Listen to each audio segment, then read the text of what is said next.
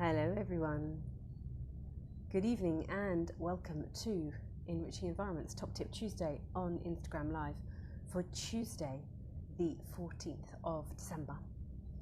Hello to everyone coming on, and as soon as you come on, if you could let me know that the sound is okay. I can see we've got a bit of a delay, but maybe the sound will be fine.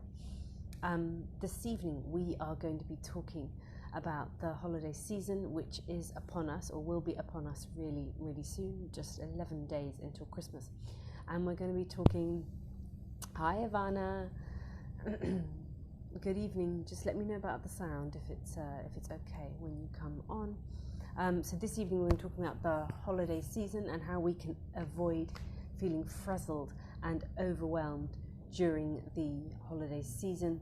And this applies not only to Christmas, which of course is coming up, but also any type of holiday, festival, family, weddings, parties, any type time where you're going to have a lot of people together, lots of people who may have expectations on your family, on your children, and lots of potential for food or activities that you might not practice as a family. So this session this evening is going to be really starting from the beginning of that and seeing if before we get into holiday season, before guests come, we can set, or before we go to guests, we can set our intention for how we want things to play out.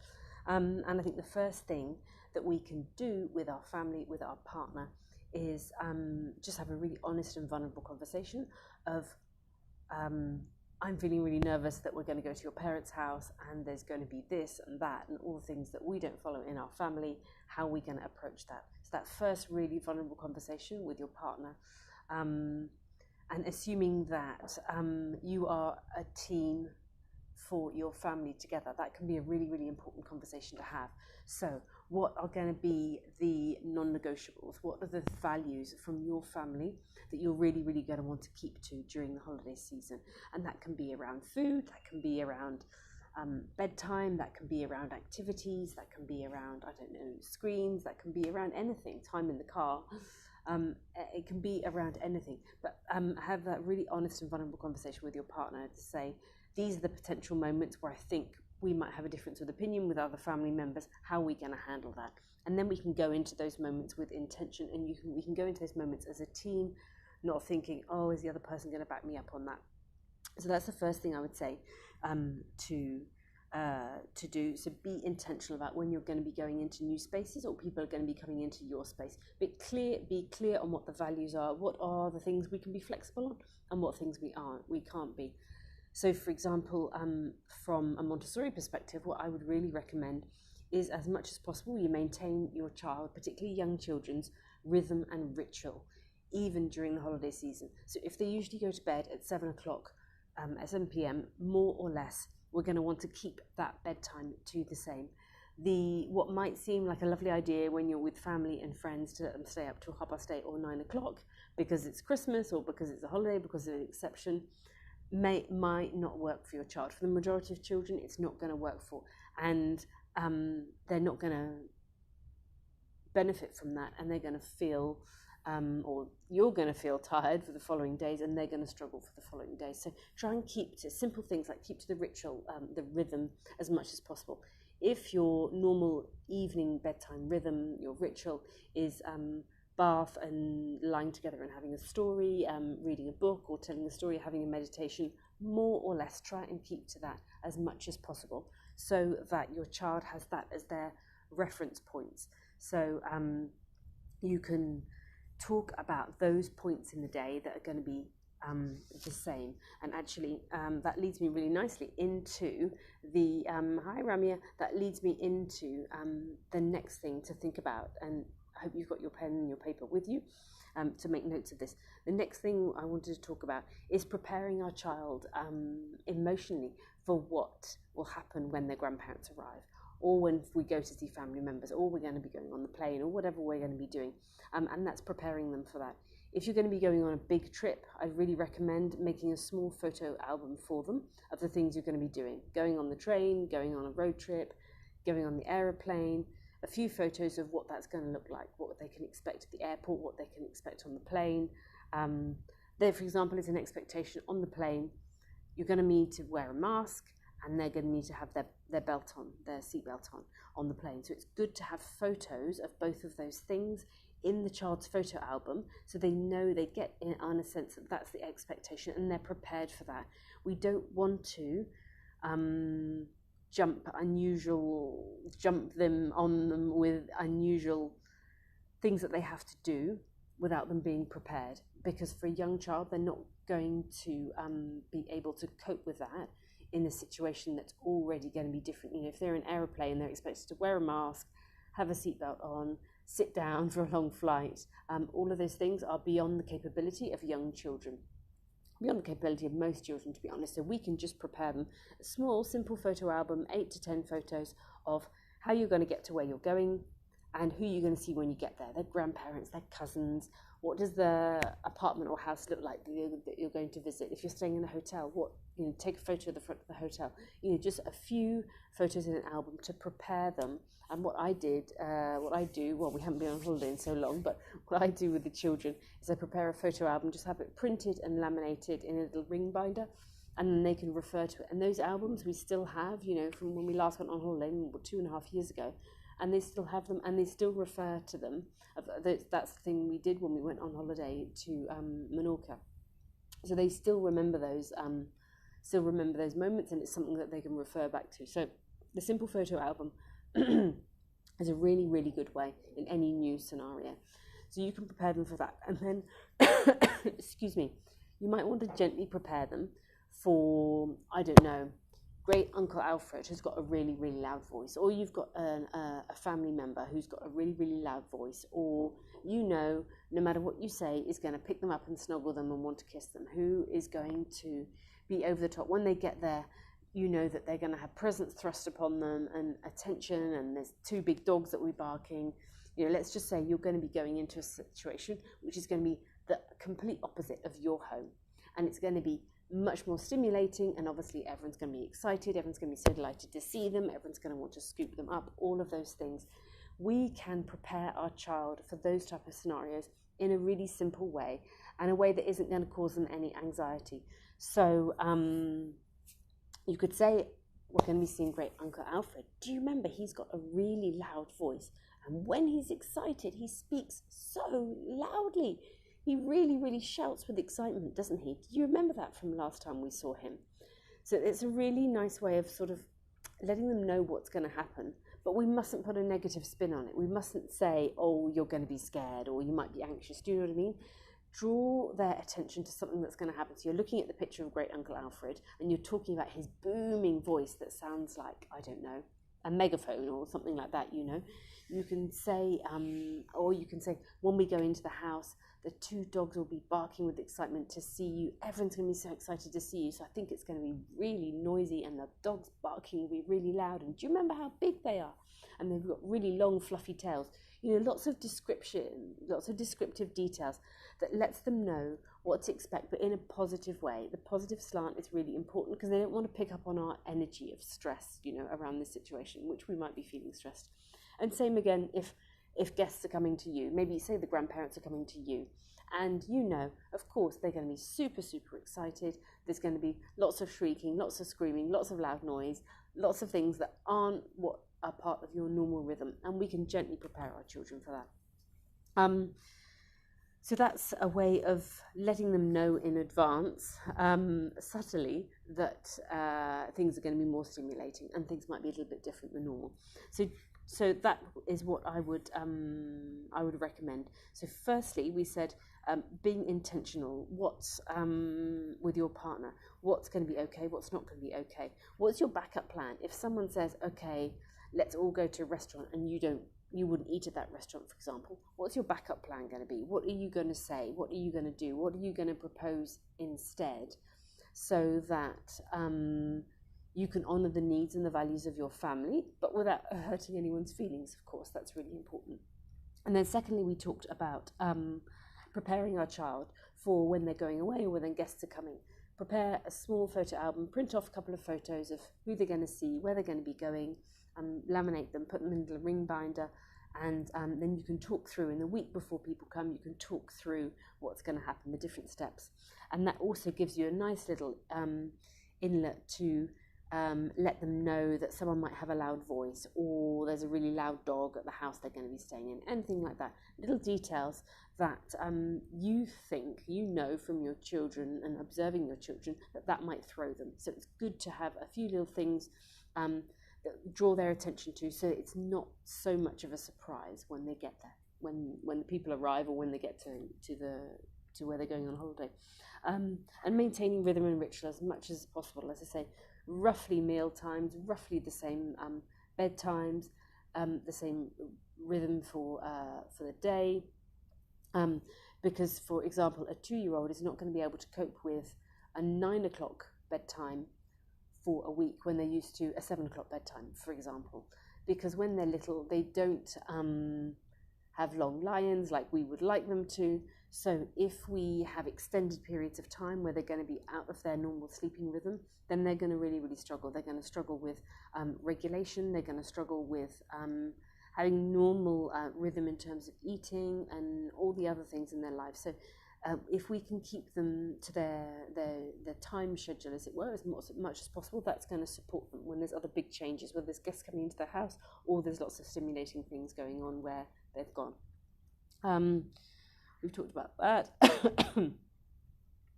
Yeah, let the child know the differences of what's going to be in the home that they're going to, or people coming to their home.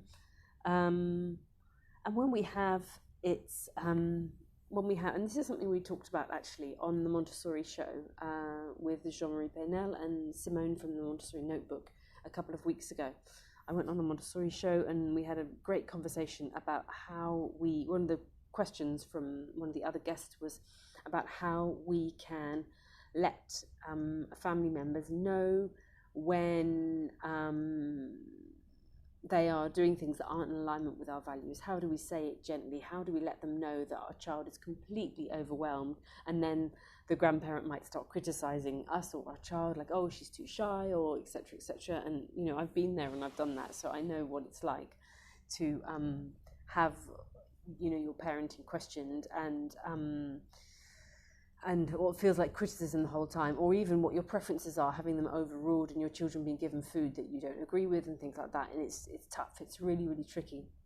So on the Montessori show, Simone from the Montessori Notebook, she was saying that firstly we've got to have empathy, because often all of this attention and extra love is because our family members don't see us and their grandchildren or cousins, nieces and nephews as much as they'd like to. So if we can have empathy for the fact that they just want to show their love, that can really, really help us. Excuse me a moment, I've got a bit of a croaky throat. So firstly, empathy. And when the family members are there, when we're with them, we can acknowledge their love and their support and thank them for being so enthusiastic, and thank them for all the love and the care that they give to us and to their grandchildren, for example. So I think it's really important to start from that base. Again, like we talked about when discussing with our partner going into a new situation. If we start from a place of vulnerability and start from a place of love, and knowing that everyone else is, if we can just trust that people have good intentions, people are doing things from the goodness and the fullness of their heart.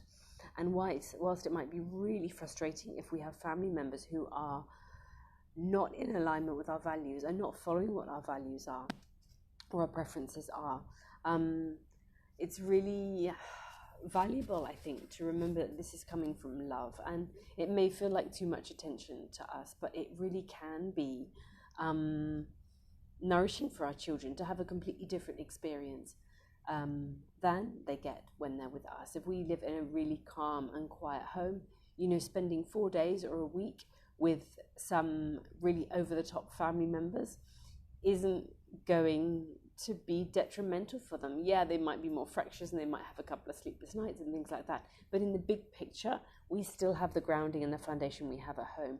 And being surrounded by that intense love whilst it feels smothering to us as an adult, for a child, for a couple of days, for a week, it's really, really nourishing. It's really, really enriching for them to have an experience that's so different than what we're giving them at home. So I know it's really hard in that situation. I've been there and I know how challenging it is. But we can also enjoy it with and accept it with love in our hearts, because it's been given. It is being given with love as well. What else can we do? Yes, show empathy and gratitude to the grandparents for the role in the children's lives. We can also translate for the child and for the grandparents. So, the classic one is if grandparent sees their grandchild, or Great Uncle Albert, it seems we were talking about him earlier, Alfred, and he's booming with his voice, and then your little Piccolini, your toddler, is hiding behind your legs because he's got a huge voice and he wants to pick toddler up and all the rest of it. What we can do is we can translate, very, very simple phrases of, oh, I don't think she's ready at the moment. I can see from her body language she's not quite ready. Can we go and look at the garden first, or shall we go for a walk? Shall we go for a walk to the park? Or translate for the child, suggest something to deflect the information, the attention away from the child, and translate what's happening. And then in turn, you translate for your child. Great Uncle Alfred is so excited to see you. He just wants to pick you up and hug you. I can see you're not yet ready. So let's do something next. Let's go and meet the cat, or let's go and meet the dog, or let's go and look at where we're going to sleep. Things like that. Translate for the adult and translate for the child. So hopefully the adult will pick up what you're saying, and they will see what's happening with the child, and then the child will also see, the child will absorb your confidence, and they will, whenever, whether it takes an hour or a day or a week, they will come round, they will unfold, and they will get to a space where they will be ready to interact with the family members. So we don't need to worry that it's going to be forever that they're not going to speak to this family member, although for the family member that it's happening to, it can be really they can feel hurt and they can feel rejected, but it's not going to be forever. It's probably going to be a couple of hours or a couple of days until they find their rhythm. So translating for the child and grandparent is really, really helpful. And then if it comes to a conversation with the family member, oh, why are you doing this, or why are you doing that? It's different to what we did in our day. Oh, you ate cake when you were 1 year old and it hasn't done you any harm. There's sort of sentences that that family members can come out with that can really feel like criticism, particularly with our first child. I remember with Olivia, there were so many weird things that were said to me. I'm a passionate baby wearer, and I wore Olivia and Harry for as long as I could. I didn't even have a pushchair, a stroller with Olivia. I only got a stroller for Olivia after Harry was born, because I wasn't strong enough to wear them both. My vision had been to wear Harry on my front and Olivia on my back, but I wasn't strong enough to do both, so we didn't have a stroller until Olivia was 2.5. And I can remember Olivia was 11 months, and she was in the boba, in the carrier, on me, on my front, and a family member said from a place of love, but it was I felt so hurt, and it was such a ridiculous, and so incensed because it was such a ridiculous comment. This family member said, oh, if you wear her like that the whole time, she's never going to be able to learn to walk, which obviously is absolute nonsense. But I was because it was my first child, Olivia, I felt so criticised and so annoyed and so upset and incensed that someone could say such a ridiculous thing as well. So I really took things to heart. By the time Harry came along, I had so much more confidence in myself. I knew what I was doing. I knew what I was doing was absolutely right for my family. And so it didn't really bother me anymore. And even now, I'm very confident in setting a boundary. If someone offers some food to my child I don't agree with, I'm more than happy to say, or they try and let them watch something on the screen that I don't agree with, or what have you. I'm so much clearer on and more confident in my boundaries to be able to say that in a powerful way, to be an advocate for my child. So,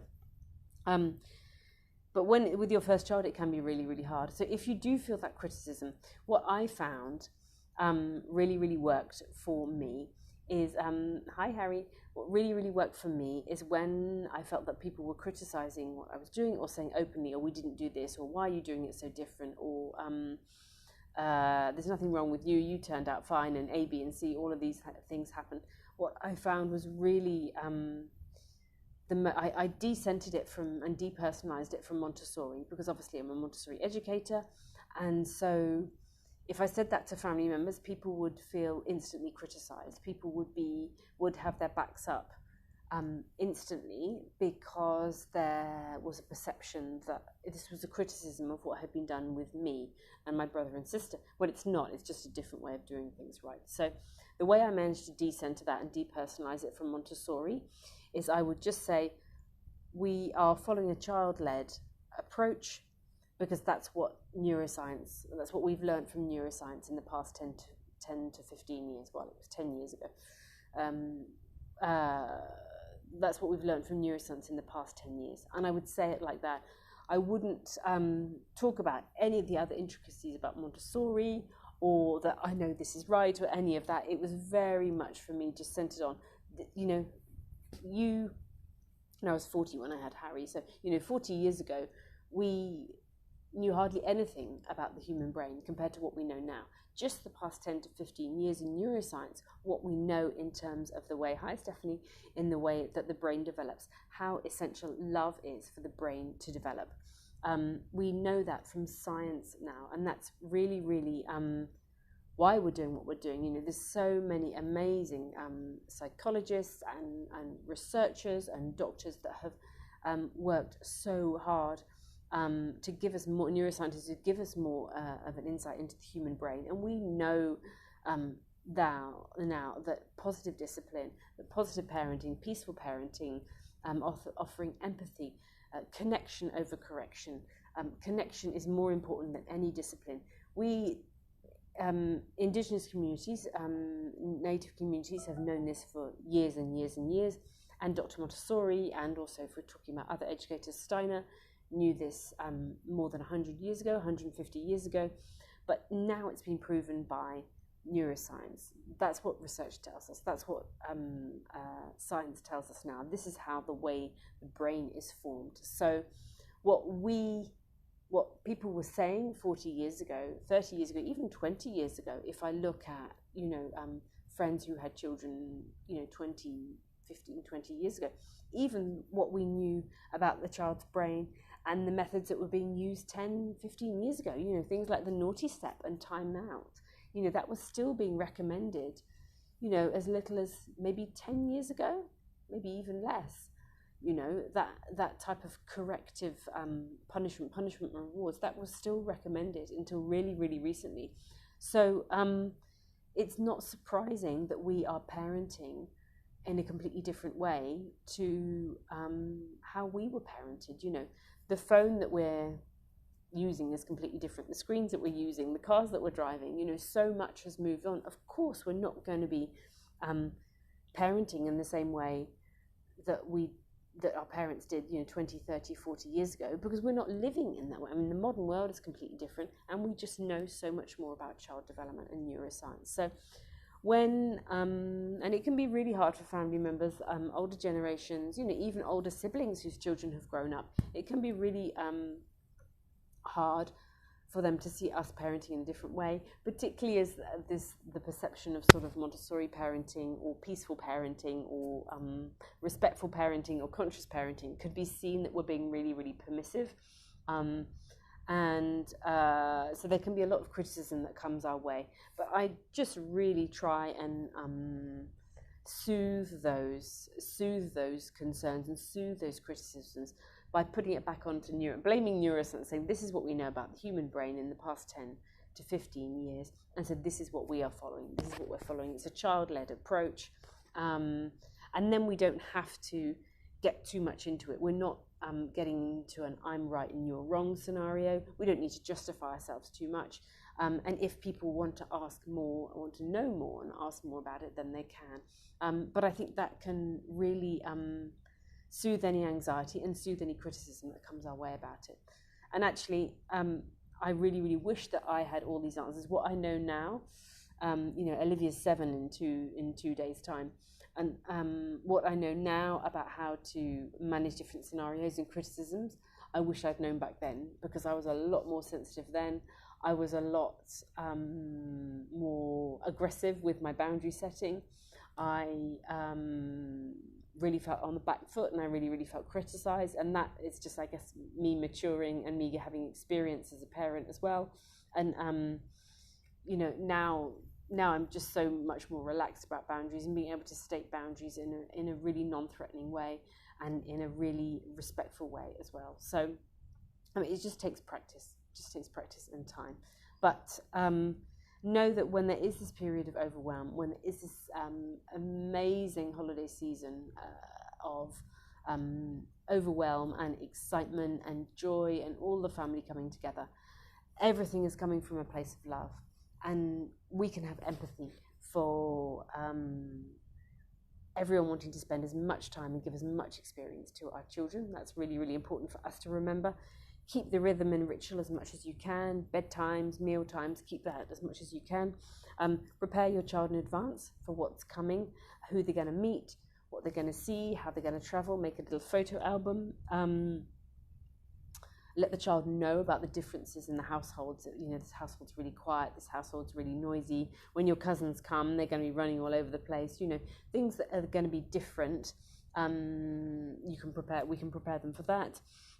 Translate for the child and the other adult. So if your child is clearly reserved and isn't yet ready to meet somebody or say hello to someone, you can say that out loud so the adult understands, and then you can reassure your child in front of the adult, saying something like, I can see you're not yet ready, you just need a few moments. And then try and take the attention off your child. Let's go and look at the Christmas tree. Let's go and meet the cat. Let's go and see where we're going to be sleeping tonight.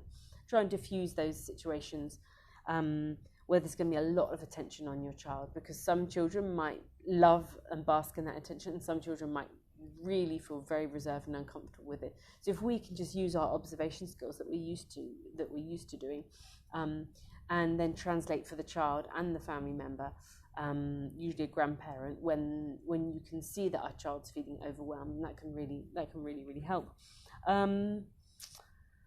Scheduling rest days and time, so you're not getting too tired and our child isn't getting too tired, and then prepare any guests coming or any trips that you're taking by having an honest and vulnerable conversation with your partner about what values from your family that you're going to want to transfer and maintain when you're visiting others or when others come to you.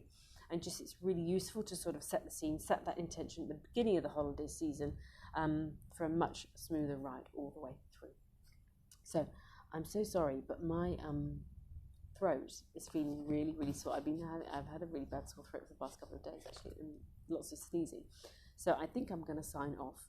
There's one other thing I wanted to just remind you of. If anyone has questions and concerns about the approach that you're taking, positive discipline, Montessori, peaceful parenting, conscious parenting, you can just refer to a really simple sentence, something like, oh, this is the latest developments in neuroscience that we know from the past 10 or 15 years. So we're keeping up with what is being recommended by psychologists and by neuroscientists.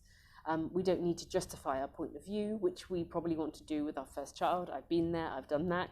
We don't want to justify why we're doing something different. We can just depersonalize it from a certain method, or depersonalize it from, this is our preference, because people can feel criticized, and we don't want people to feel criticized. We don't want our parents to feel criticized and on the back foot because of certain things they did in our childhood. What we want to do is just say, we're doing this different. This was 30 years ago, 40 years ago, when you parented me. Now we know more about children's brain, human brain, how it develops, and so we're doing what is recommended, what is in line with the latest developments in neuroscience. And that can really help to diffuse situations where there's a bit of awkwardness, or people do feel criticized, or people don't understand why when your 2-year-old has a tantrum, that you're just allowing that to happen. You're just sitting and waiting until that passes. Whereas maybe 30 years ago, a tantrum, even 10 years ago, maybe a tantrum wouldn't have been acceptable. And a child might have been smacked, or a child might have been shouted at to stop having that tantrum. But we know now that just sitting and allowing those feelings to come out is the healthiest way for the child to process it. And so just giving it a different perspective like that for a family member who isn't on board with your method of parenting can be really, really helpful, just to say it in a really non-confrontational way. So thank you so much for joining me, everyone. Lots of people came in this evening. And this is my last Top Tip Tuesday for 2021. Thank you so much for joining me this year. I cannot believe I started doing Top Tip Tuesday on Instagram Live in April 2020, last year during the pandemic. And I can't believe when we come back in January, I'll take a break of 2 weeks, and then I'll be back the first week in January. Then it'll almost be 2 years of doing these weekly live sessions. I love hearing your questions. I love hearing your suggestions for the live sessions. And actually the first live session of next year will be on Tuesday, the 4th of January, I believe. And that will be the week which I launch my first book, The Montessori Mission, where I have brought together 10 incredible Montessorians from around the world in my podcast series that I have run all the way through this year. And these amazing Montessoris have come together and offered poetry and culture and art from their own culture and entwined that with the Montessori questions. And we've published that, I'm about to publish that in a book. So that will be the first week in January. The Montessori Mission book will be available on Amazon, and I'll keep you updated. We're going to have loads of things on my feed about that, so don't hesitate to follow me on Instagram, follow me on Facebook, and I'll keep you updated with that. But until then, I'm super, super excited for the holiday season. I'm super excited for 2022 and the publisher of my first book. And keep in touch. Have a beautiful winter break, all of you, or summer break if you are in the Southern Hemisphere. And I look forward to seeing you all in 2022. Take care.